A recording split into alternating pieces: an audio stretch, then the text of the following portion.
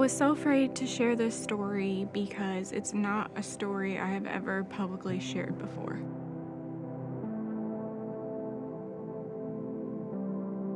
When I was about 8 months old, I was diagnosed with an eye condition called glaucoma.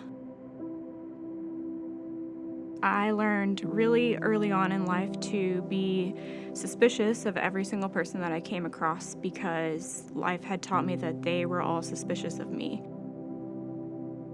By the time I was about 3, I had gone through 6 eye surgeries to try and save my sight. And then after that, into the school years, kindergarten, first grade, second grade, I wore these big, thick Coke bottle glasses and an eye patch over my right eye to try and make my left eye work the way it was supposed to. And so that alone, led to looking different and seeming different and needing accommodations and stuff. And so that kind of led into kids picking on me or whatnot. In school, other kids weren't even friendly to me. They wouldn't come up to me, they wouldn't approach me, wouldn't even try to talk to me. They just assumed because of the way I looked that I was a weirdo or a freak. And so they didn't even give me a chance to show them that I had a voice and that I was smart and I was funny and had a personality. So I was so desperate to be accepted and to be loved by people that I just started being friends with anybody who was friendly to me. So anybody who showed me any amount of kindness, I automatically became their friend, even if they were the wrong group of people. Even if they were making poor life choices and I knew that those choices were wrong, I was also making those choices because they loved me for me and they saw me for more than what I looked like. And so I stayed loyal to them and did all of the things that they were doing. And that eventually led itself into being loyal to the wrong type of guys. And it eventually led me into an abusive relationship that I decided to stay a part of because I thought if he doesn't love me, who else will?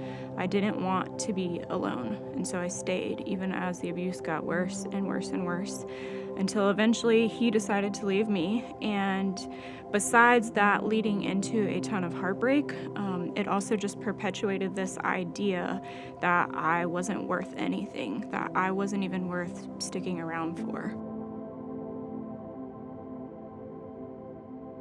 I was at a new eye doctor, and one of the employees just out of nowhere asked me, hey, have you ever thought about getting a prosthetic eye? And when I told her, no, I've never thought about that, she said, well, you should really consider it because you could be so pretty.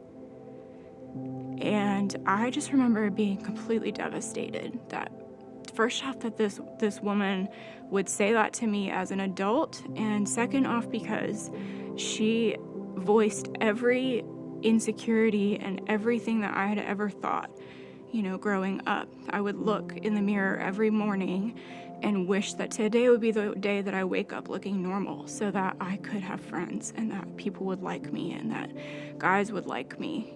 I always wanted to wake up feeling like today's the day that I'm gonna look the way everybody else looks.